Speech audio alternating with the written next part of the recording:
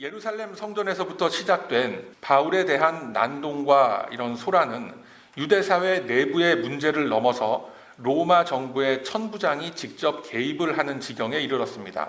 자, 그럼에도 불구하고 유대인들의 이 소요 사태가 계속 이어지면서 천부장은 이 사태가 갖는 의미에 집중을 하게 됩니다. 로마의 천부장은 이 사태가 유대인 사회 내부의 종교적인 문제로서 시작이 되었지만 이 사건이 추후에 이스라엘 지역 전역에 미치게 될 여파를 고려하게 되고 이 사건을 공식적으로 로마 정부의 판단에 맡기도록 조처를 취하게 됩니다. 우리들이 이미 결과적으로 아는 바와 같이 바울의 사건은 공식적으로 로마 정부에 접수가 되어지게 되고 이 사건의 진위를 따지기 위한 공식적인 재판이 열리게 됩니다. 공식적인 재판이 열리게 돼서 이 바울이 자칫하면은 큰 위험과 모략에 빠지게 되면 이거 어떻게 하겠는가라는 그런 걱정이 들 법도 하지만 이 모든 역사를 이끌어 가시는 하나님의 손길은 오히려 이 재판을 통해서 선명하게 드러나고 있다는 것을 우리에게 보여주고 있습니다. 천부장을 넘어서 이제는 총독 벨릭스 앞에까지 다다른 바울의 모습을 놓고 우리들은 걱정과 안타까움의 시선으로서 이 사건을 바라봐야 하는 것이 아니라 이 속에서 오묘하게 섭리하시는 하나님의 방법과 절차라는 것에 포커스를 맞춰야 한다라는 겁니다. 이 천부장은 바울을 둘러싼 소란을 지켜보면서 그 속에서 바울이 아무런 죄가 없음을 직감합니다. 사도행전 23장 10절의 말씀을 보면 유대인들 가운데 큰 분쟁이 생겨서 그 안에서 바울이 찢겨질까 하여 천부장은 군사들을 명하여 바울을 보호하게 명령을 내렸다라고 되어 있습니다. 자, 복음을 이방인에게 그리고 열방에 전하기 위한 하나님의 1차 계획이 성공한 것입니다.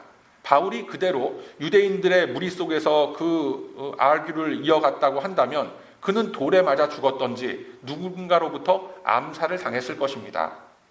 여러분, 바울이 그들에게 먼저 시비를 걸었던 것도 아니고 그들과 어떤 채권 채무 관계가 얽혀 있었던 그런 것도 아니었습니다. 단지 이스라엘 사람들이 유대인들이 믿고 있는 유대교의 교리와 신념에 반대되는 발언을 하고 다닌다라는 이유 하나로서 그들은 바울을 이토록 극심하게 쫓아다니면서 핍박하고 협박하고 폭행하고 감금을 시도했고 심지어 살해를 계획하기도 했던 것입니다.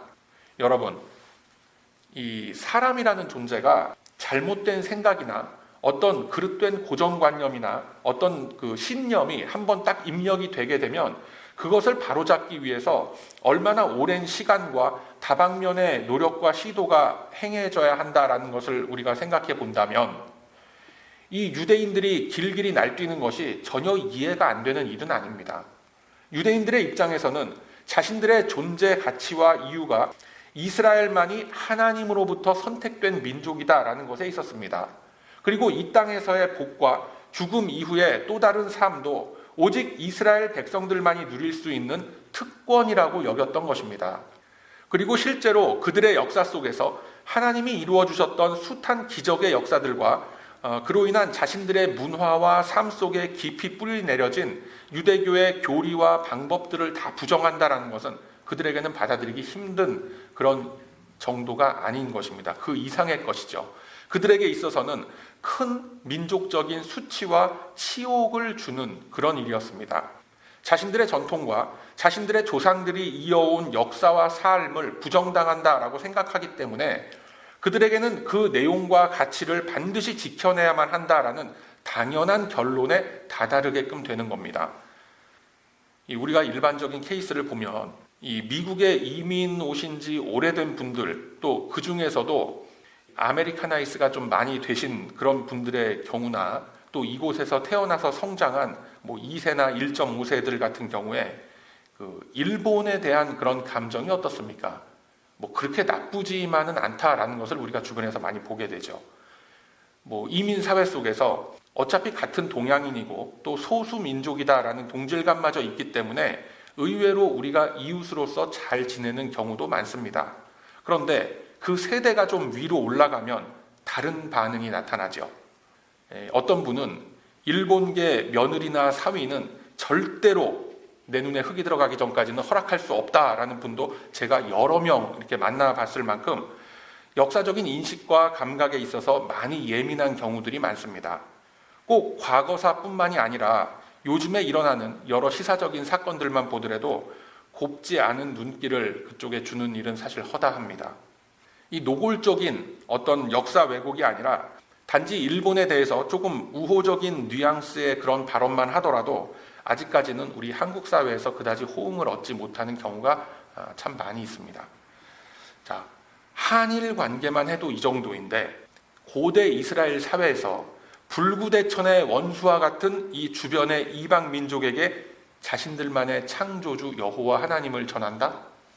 그것도 유대인과 같은 선상에서 은혜를 입고 구원을 얻는다?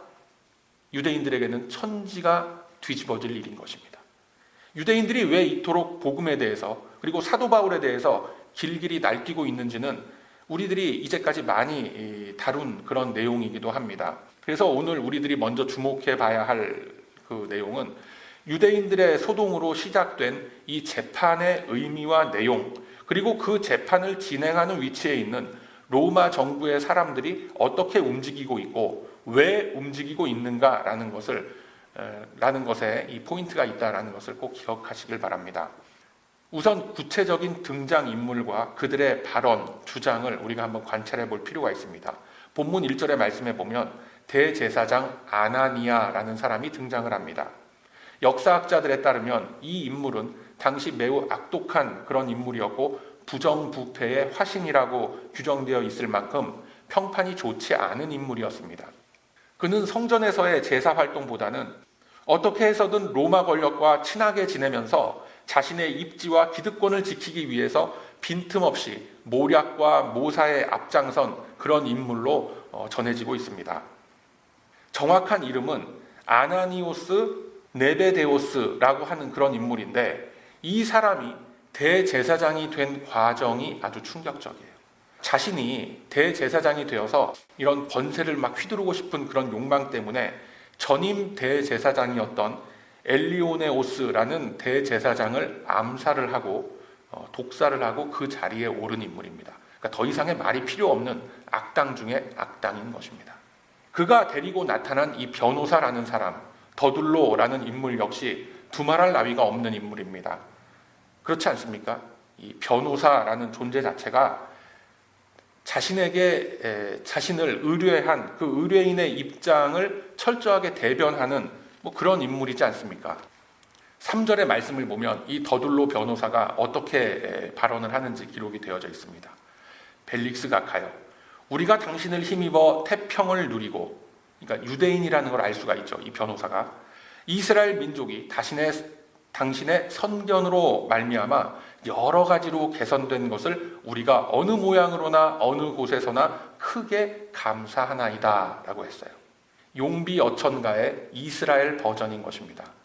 역설적으로 당시에 그 이스라엘 민심이 흉흉했던 것이 바로 대제사장 아나니아의 부정부패와 함께 이 총독 벨릭스의 폭정이었다라는 것을 역사가 증거하고 있습니다.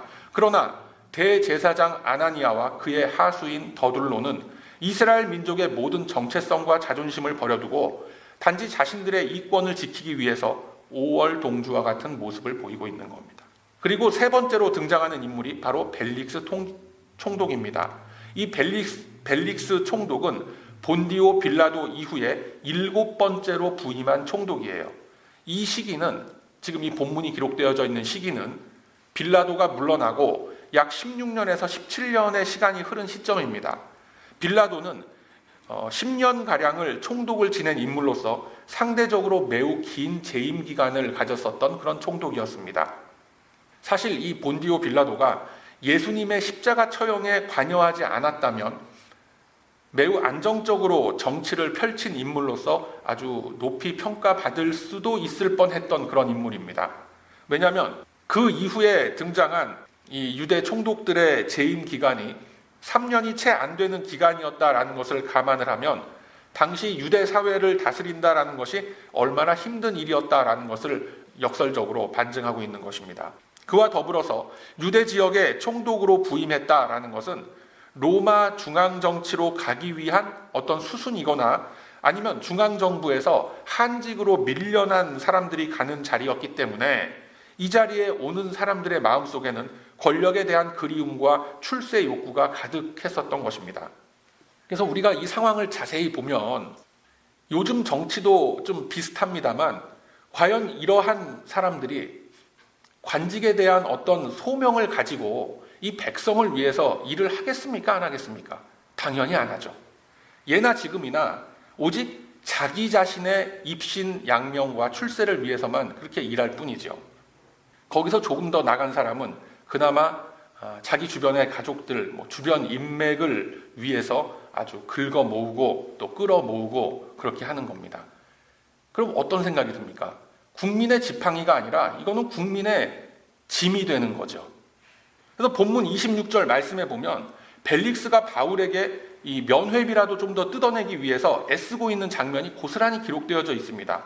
이 대목이 26절의 대목이 성경에 기록이 되어 있지 않다고 하더라도 전체 문맥상 아무 문제가 없는데 하나님께서 굳이 이 말씀을 기록하신 이유는 당시 이 사건에 연루되어 있는 인물들이 하나같이 어떤 성향의 사람들이다라는 것을 분명하게 우리에게 보여주고 있다라는 겁니다. 구체적으로 이 더둘로 변호사가 그러니까 실제로는 요즘 재판의 과정을 보면 검사의 역할을 하는 그런 사람입니다. 그가 주장하는 내용을 보면 모두가 거짓 정보에 의한 엉터리 기소 내용인 것입니다.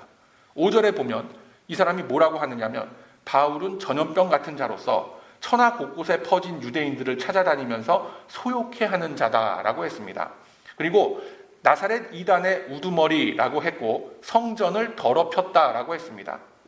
정리를 해보면 바울이 찾아다니면서 사람들을 선동했고 이단의 우두머리 노릇을 했고 성전을 더럽혔다라고 했습니다.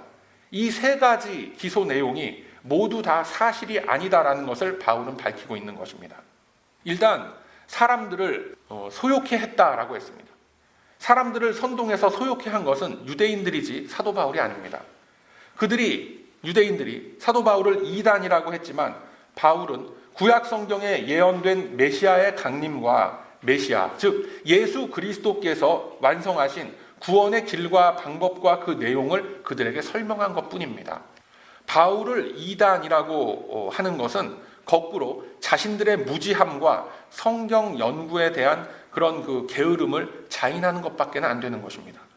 성전을 더럽혔다라고 한 이유는 아직까지 유대인으로 귀화하지 않았고 유대교에 입교하지 않은 이방인을 성전 안으로 데리고 들어갔다라고 하는 이유를 붙인 겁니다. 그러나 바울이 구체적으로 한 행동은 헬라 문화권에서 태어나서 유대인의 무리에 들기로 서원하고 하나님을 새롭게 영접한 사람들을 데리고 유대인들의 예식을 행하기 위해서 성전에 들어간 것뿐입니다. 당연히 해야 할 일을 했을 뿐인 것입니다.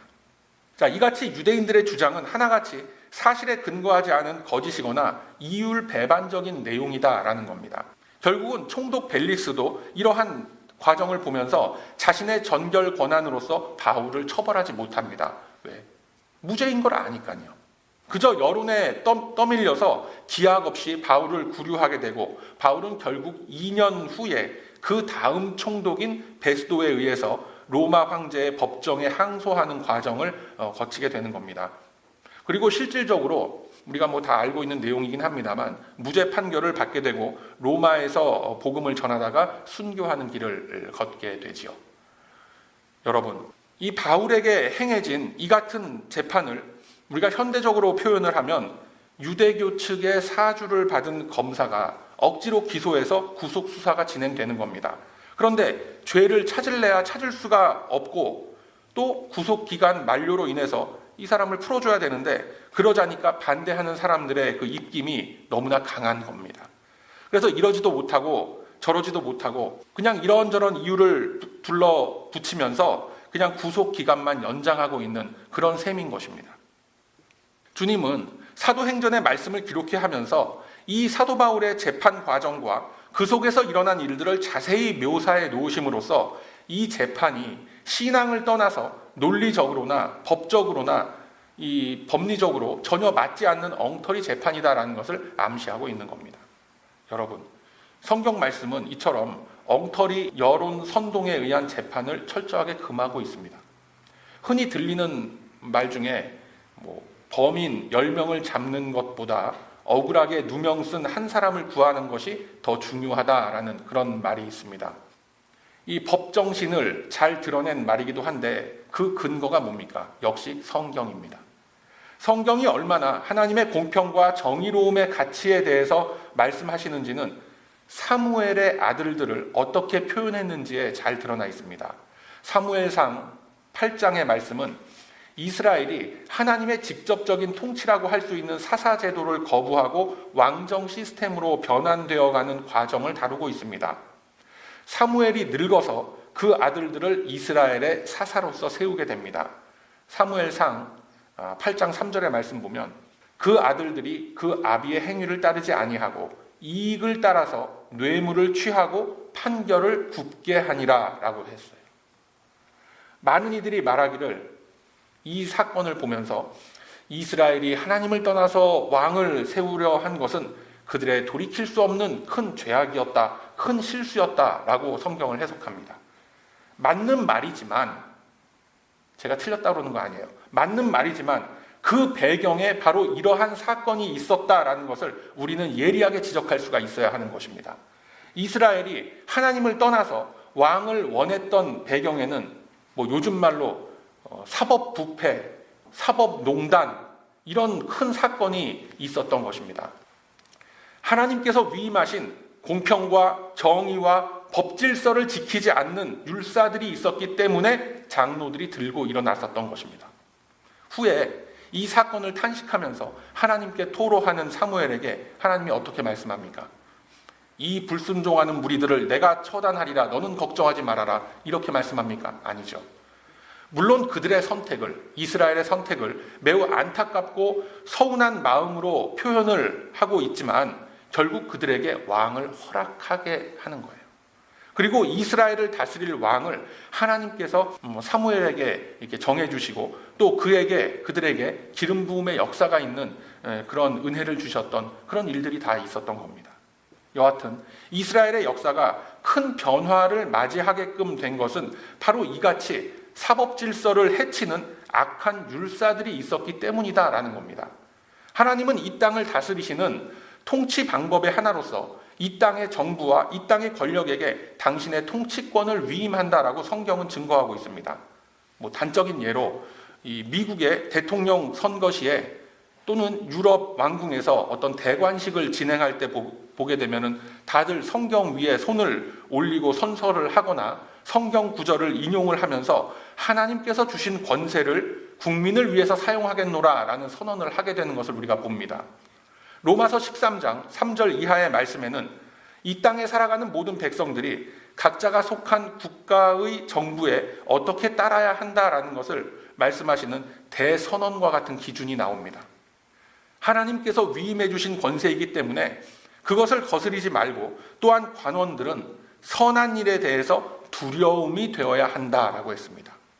즉 정의와 공의를 세우는 데 있어서 앞장서서 권력을 행사해야 한다라는 것이 성경의 말씀인 거예요. 이처럼 하나님의 실질적인 통치를 이 땅 위에서 구현하는 것이 현실 속의 공권력이라고 할 수 있는 겁니다. 그리고 사법재판권이라고 할 수 있는 거예요. 이것이 흔들리게 되면 하나님의 통치 자체가 흔들리게 되고 하나님께서 원치 않으시는 혼란스러운 모습이 이 땅의 역사 가운데 펼쳐지게 되는 것입니다. 그래서 우리들이 이 땅의 정부와 위정자들을 위해서 항상 기도해야 하는 이유와 근거가 여기에 있다라는 겁니다. 여러분, 요즘 이 미국의 대선이 코앞에 다가왔기 때문에 제가 강단에서 이러한 말씀을 전하는 것이 자칫 오해를 불러일으킬 소지가 있다라는 것을 제가 알아요. 여러분들 중에 우리 송 목사가 공화당이냐 민주당이냐 도대체 저 사람이 무슨 당을 지지할 것이냐 이렇게 궁금해하시는 분들이 혹시라도 계실지 모르겠는데 저는 천당파입니다. 공화당도 아니고 민주당도 아니에요. 천당파예요. 좌파, 우파 그런 무식한 소리 우리는 하는 거 아닙니다. 그냥 건강에 좋은 양파 많이 드시면 돼요, 여러분. 역대하 19장 6절, 그러니까 구약성경 179쪽 어간에 있습니다. 이렇게 말씀합니다. 역대하 19장 6절 말씀에 재판관에게 이르되 너희는 행하는 바를 삼가하라.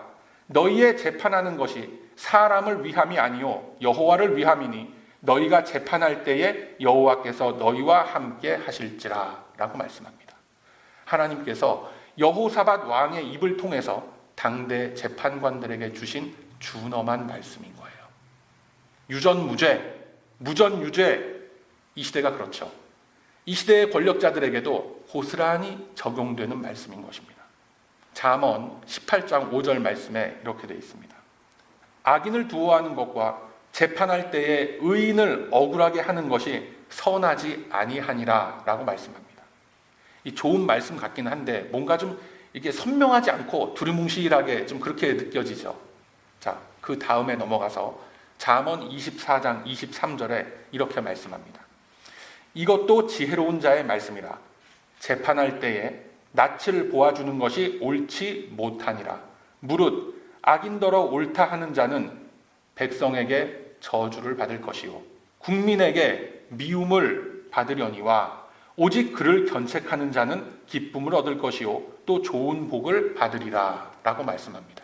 제 개인적인 의견으로는 이 말씀들을 이 비석에 딱 세워서 그 코트 입구마다 그리고 한국의 이런 각종 법원, 사법연수원 이런 입구마다 이렇게 좀 세워놨으면 하는 그런 개인적인 바람이 있습니다. 이 같은 하나님의 공평과 정의로운 권력 행사에 대한 많은 말씀들이 성경에 있습니다. 그런데 이것을 선언으로만 그치지 않고 바르게 적용해내기 위해서 성경은 우리에게 이렇게 가르치고 계십니다. 신명기 1장 17절의 말씀에 이렇게 되어 있습니다. 재판은 하나님께 속한 것인즉 너희는 재판의 외모를 보지 말고 귀천을 일반으로 듣고 사람의 낯을 두려워 말 것이며 스스로 결단하기 어려운 일이거든 내게로 돌리라. 내가 들으리라 하였고 내가 너희의 행할 모든 일을 그때에 너희에게 다 명하였느니라 라고 말씀합니다. 이 말씀이 이 땅 위에서 하나님의 권세를 위임받은 모든 위정자들이 두려운 마음으로 받을 수 있는 말씀이기를 소망합니다. 오늘 본문 9절에 등장하는 이 유대인들을 보면 그들은 옳고 그름을 분별하고 따질 수 있는 기본적인 소양조차 없는 무리들이었음을 우리가 볼 수가 있습니다. 그들에게 있어서 대제사장 아나니아와 이 더둘로 변호사가 무엇을 주장하던 관심이 없습니다. 무조건 그들이 말하는 것은 다 옳다고 여기고 환호하고 동의하는 겁니다. 왜요? 하나님께서 이토록 말씀하시는 정의와 공평에 대한 분별력이라는 것이 없기 때문에 그렇습니다. 그런데 이들과는 반대로 매우 신중하게 판단하고 접근함으로써 복음을 받아들이려고 했던 인물이 있었습니다. 누굽니까? 누구냐면은 바로 니고데모죠. 그는 바리새파 귀족이었고 유대인의 관원이었습니다.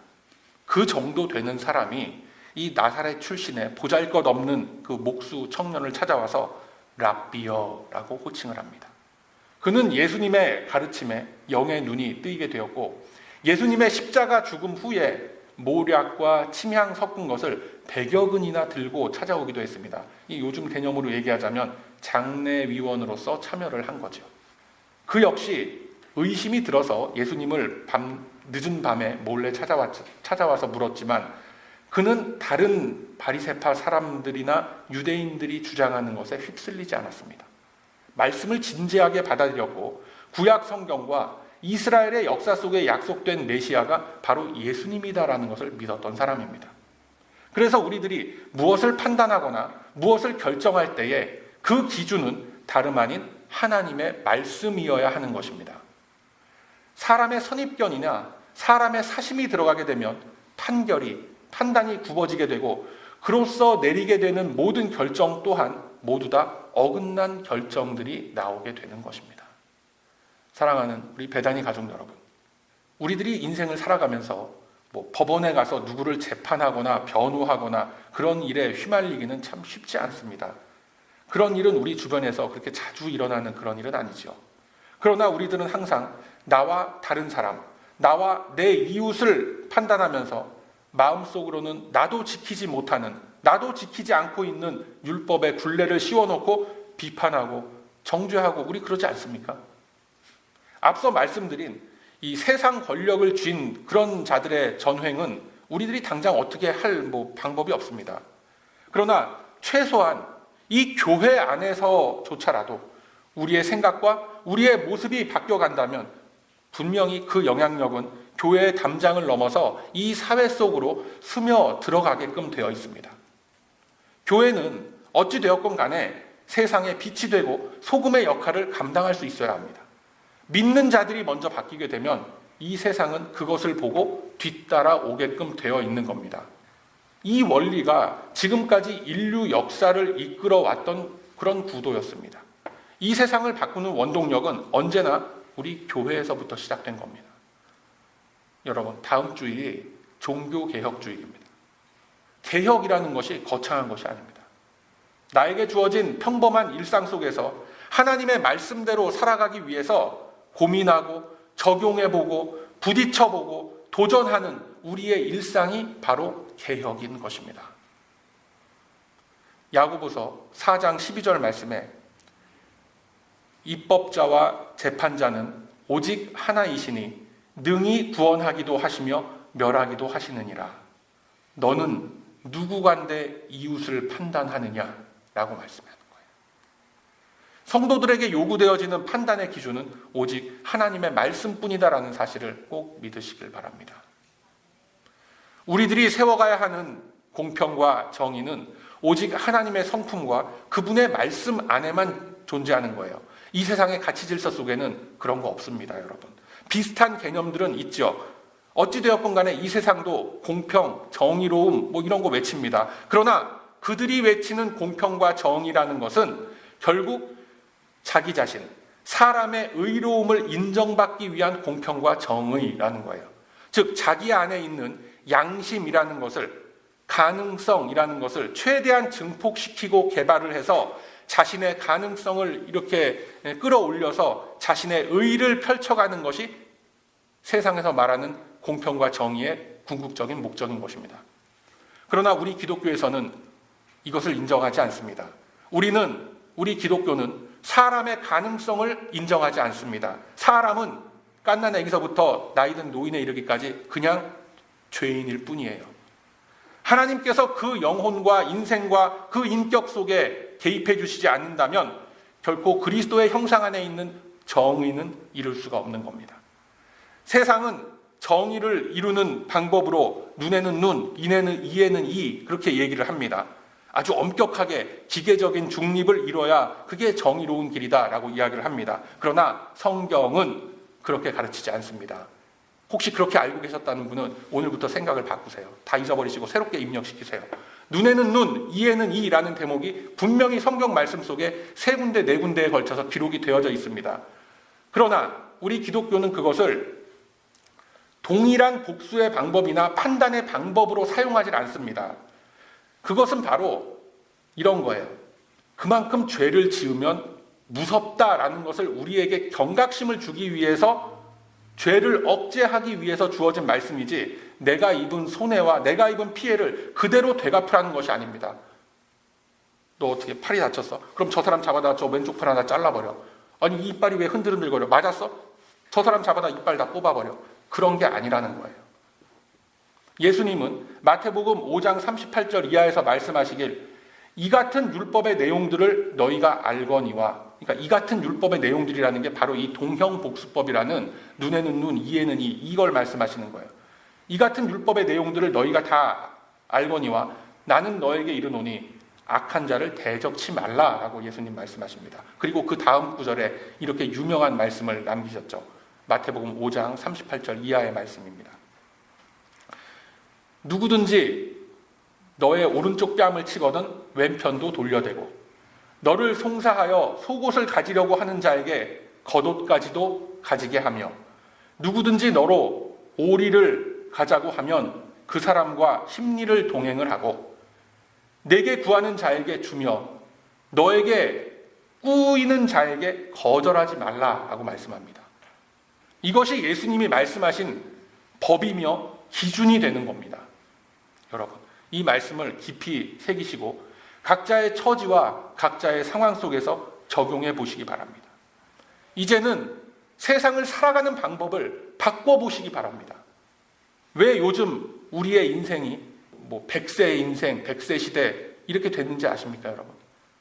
뭐 의학의 발달이고 과학의 발달, 다 그건 뭐 세상 사람들 하는 얘기고, 우리 성도들은 다르게 이해할 수 있어야 돼요. 그만큼 점점 더 어두워져 가는 이 세상 속에서 말씀으로 변화되어서 하나님을 섬길 수 있는 이 물리적인 시간의 공간을 우리에게 더 허락하시는 겁니다. 과거에는 어땠습니까? 대충 뭐 한 60년 살면 환갑잔치하고 다 하늘나라 갔어요. 왜? 그 정도 살았으면 됐겠다 싶어갖고 다 데려가셨는데, 이제는 그거 가지고 모자란 거예요. 그러니까 거기에 30년, 40년을 더 애드업해서 더 오래 시간 줄 테니까 회개하고 돌아오라라는 그 세월의 시간을 우리에게 허락하신 겁니다. 그냥 농담처럼 흘려듣지 마시고, 여러분, 우리 인생 속에서 하나님께서 왜 이러한 말씀을 자꾸 우리에게 넣어주시는지 그 이유를 깊이 묵상하는 우리 모두가 다 되시기를 소망합니다. 세상을 바라보는 기준, 세상을 살아가는 모든 기준은 분명히 하나님의 관점으로서 모두 바뀌어야 한다라는 거예요. 그 전환이, 그 바뀜이 늦어지면 늦어질수록 저와 여러분의 인생은 더욱더 고달파질 것입니다. 그래서 어떻게 합니까? 이 세상은 데스형, 소크라테스형, 그렇게 답은 여기에 있는데 엉뚱한 데 가서 소크라테스 찾고 앉아 있는 거예요. 아, 나훈아 씨 교회 다니는지 모르겠지만 정말 우리 교회 나왔으면 좋겠어요. 나중에라도 이민 오게 되면. 여러분, 오늘 지금부터라도 이 새로운 기준을 나에게 적용하고 내 삶의 모든 영역 속에 대입하고 적용함으로써 올바른 분별력을 가지고 주님이 맡겨주신 이 귀한 인생의 내용들을 알차게 채워가시는 우리 베다니 가족들이 다 되시기를 바랍니다. 주님은 말씀을 의지하며 결단하는 이 모든 심령들 위해 당신께서 계획하신 모든 일들을 우리 안에 반드시 이루어 가실 것입니다. 그러므로 이제는 판단과 결정의 모든 기준을, 그리고 인생과 세상을 바라보는 모든 관점을 오직 말씀에 비추어서 판단함으로써 주님이 세우신 귀한 이 인생의 의미를 알차게 채워가시는 저와 여러분의 복된 삶의 여정이 다 되시길 이 아침에 주님의 이름으로 축원드립니다. 아멘.